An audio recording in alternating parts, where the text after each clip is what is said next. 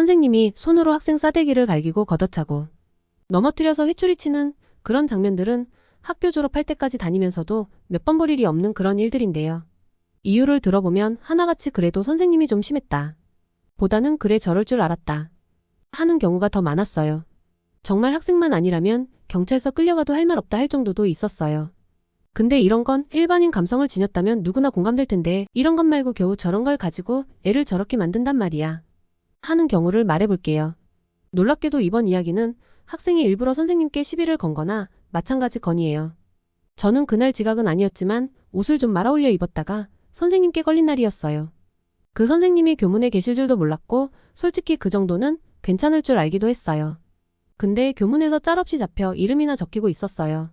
제가 교문 앞에서 혼나는 모습을 본 몇몇이 서둘러서 복장을 바로 하는 모습이 보이기도 했어요. 선생님도 그 정도는 눈 감아주시는 것 같았어요. 어쨌거나 학생이 복장을 가다듬는 걸 나쁘게 보는 선생님은 아니셨어요. 그게 대놓고 선생님께 안 걸리려는 수작일지라도 안 고치는 애들보다는 나은 거니까요. 그리고 다른 애들은 그냥 무릎 꿇으며 대기할 때 저 혼자 엎드려 뻗칠 때 걔가 보였어요. 제가 봤을 때 걔는 선생님께 걸릴 만한 요소가 전혀 없을 만한 옷차림이었어요. 거의 학생이 갖추어야 할 교양을 다 갖춘 옷차림이었죠. 제가 알기로는 학교에서도 딱히 모난 애는 아니었던 걸로 기억했거든요. 그래서 걔는 그대로 교문을 통과할 줄 알았어요. 말했지만 당시 시간이 지각으로 잡힐 만한 시간은 아니었거든요. 1, 2분만 더 지나면 지각이라거나 하는 아슬아슬한 시간도 아니었고요. 근데 걔가 교문 바로 앞에서 딱 멈춰서더라고요. 처음엔 선생님도 무슨 일인지 모르시는 눈치셨어요. 선생님이 딱히 걔를 불러세우거나 한 건 아니었으니까요. 이미 멀리서부터 멀쩡하다는 걸 확인했으니 더 이상 신경 쓸 것도 없는 애였어요. 그 시간에는 걔 말고도 복장 확인해야 하는 애들은 널리고 널렸으니까요. 저도 그렇게 잡힌 경우 중 하나였고요. 근데 걔는 교문을 넘지 않는 바로 앞선에 서서 더 이상 걷지 않았어요. 선생님도 시간이 좀 지나고 나서야 걔가 교문 앞에서 머뭇거리거나 하는 게 아니라는 걸 아셨고요. 그리고 선생님도 걔가 누군지 정확히 아시는 것 같았어요. 솔직히 선생님이라도 자기 반 애들이라거나 특별히 공부 잘하거나 평소에 특별히 개겨놓은 경우 말고는 학생들 이름을 일일이 알지는 못하시거든요. 그래서 특히나 교문에서 돌발 행동하는 애들은 일단 이름부터 물어보세요. 근데 걔한테 이름을 물어보시지는 않더라고요. 그리고 처음엔 걔한테 뭐라고 말을 하시는 것 같기는 했는데 들리지는 않았어요. 저는 이미 엎드려 뻗쳐 있는 상태라 막 여유 있게 주변 소리 들을 만한 상황은 아니었어요. 그래도 눈은 심심했어서 곁눈질로는 계속 보고 있었는데요. 실망스럽게도 걔가 대답을 하지 않는 거예요. 저는 걔가 화끈하게 선생님께 개겨서 볼만한 거리를 보여줄 줄 알았어요.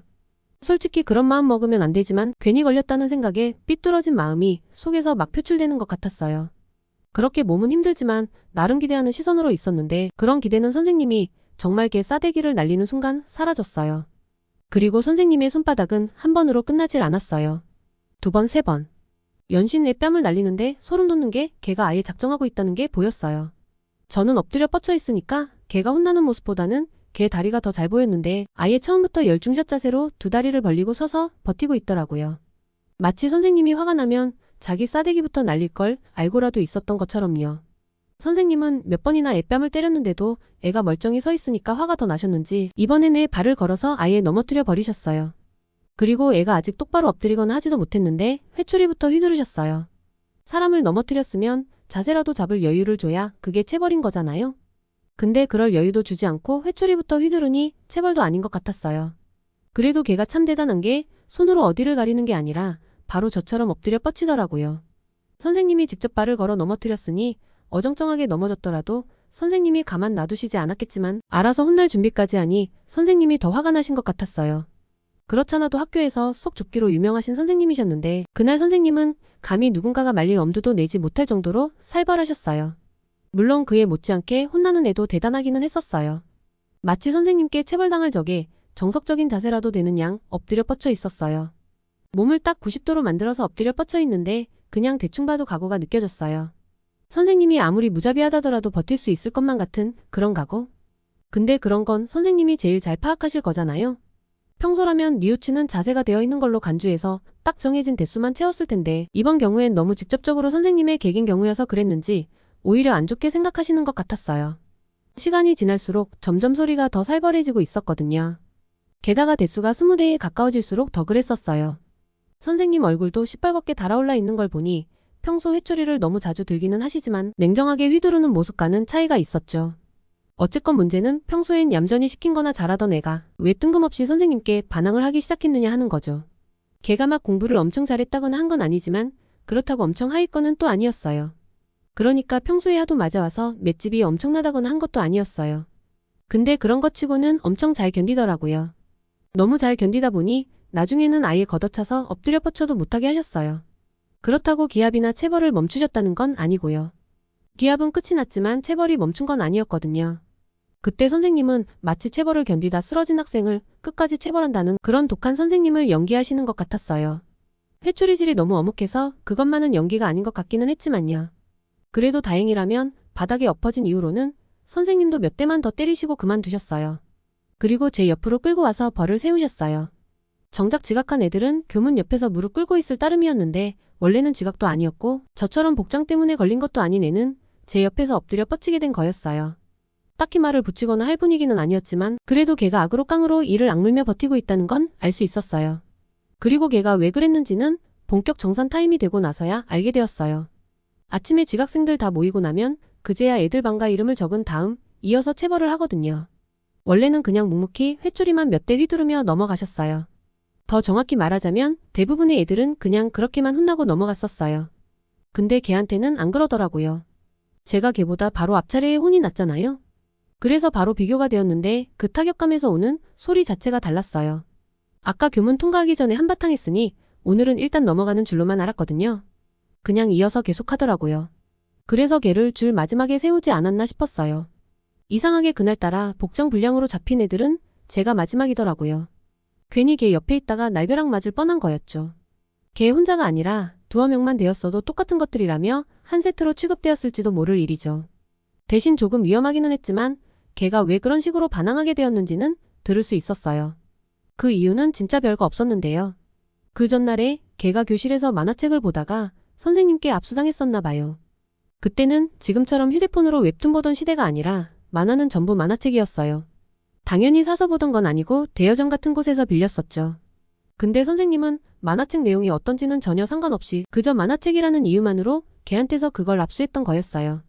여기에 대해선 딱히 할 말이 없던 게 당시에는 만화책이 아니라 소설책이라 할지라도 선생님 눈에 보이면 압수를 당했거든요. 글이 쭉쭉 쓰여있는 소설책도 압수당하는 마당에 그림이 그려져 있는 만화책이라면 빼앗겨도 할 말 없는 상황이었어요. 그래도 옆에서 듣던 저도 이게 그렇게 억울해할 만한 일인가 하는 생각이 들었거든요. 오히려 걔가 혼날 만한 짓을 했다는 생각마저 들 정도였어요. 그런 일이 있었을 것 같으면 교문 앞에서 선생님께 반항할 게 아니라 교무실에 찾아가 무릎이라도 꿇어야 할 게 아닐까 하는 생각이었거든요. 만화책을 압수당하면서도 혼이 났겠지만 그 만화책 빌린 거잖아요. 그거 반납 안 하면 연체료도 있는 데다가 당연하지만 책값도 물어줘야 하거든요.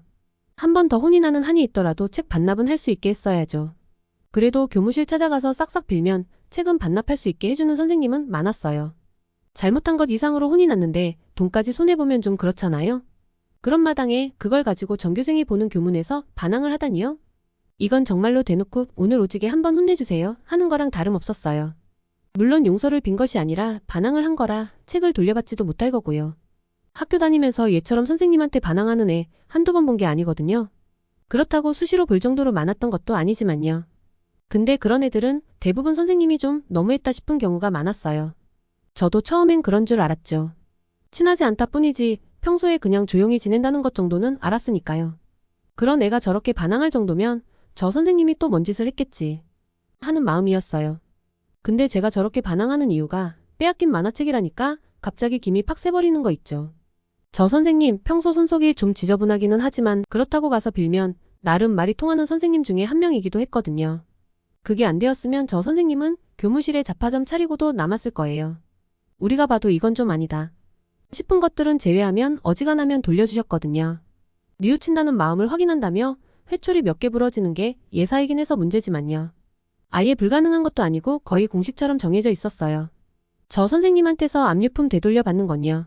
물론 그 결과도 정해져 있기는 했는데요. 문제는 뻔한 사유로 저렇게까지 개긴 애를 본 적은 없었어요. 아마 선생님도 본 적이 없으셨을 거예요. 저 선생님은 학년을 가리지 않고 활약을 하신 분이라 대응 방법이 거의 공식화되어 있는 분이었어요. 다르게 말하면 어떻게 하면 용서해 줄지 전교생에게 알리고 다닌 거나 마찬가지였는데 과연 그 방침에 따르지 않은 학생은 취급도 평범하지는 않더라고요. 솔직히 이후로 걔가 어떻게 되었는지는 잘 몰라요. 일단 같은 반이 아니기도 했고요. 겨우 그런 일로 관심 가지기에는 다른 선생님들도 장난 아닌 경우가 많았어요. 다만 복장 불량으로 걸린 저조차도 이름 적히고 교실로 돌아가는 동안 걔는 이름이 적히는 절차도 생략하고 선생님께 끌려갔다는 거예요. 저도 혼난 부위가 화끈거려서 제대로 걷기 힘들었는데 걔는 더 심했을 거란 말이에요. 근데 선생님께 머리채 잡혀서 끌려가니 저처럼 엄살도 못 피우는 것 같았어요. 선생님이 뭘 보는 거냐며 회초리 막 공중에 휘두르면서 소리치니까 저절로 다리에 힘이 들어가면서 뛰어서 가게 되더라고요. 아마 이런 우리 모습을 보면서 머리채 잡혀 끌려가는 애가 걷기조차 힘들어하는 걸 엄살이라고 생각할지도 모르는 일이죠. 당시에는 그러지 않기를 바랐지만 제 일이 아니라 그 이상의 관심은 없었어요. 그리고 그 다음 날에 복도에서 걔가 멀쩡히 걸어 다녔던 걸 생각하면 안 보이는 곳에서는 선생님께 싹싹 빌었을지도 모른다고 생각했어요. 그럼 이번 이야기는 여기까지만 할게요. 더 재미있는 이야기를 듣고 싶으신 분들은 좋아요 한 번씩만 체크해 주시고요. 그럼 다음 영상에서 만나요.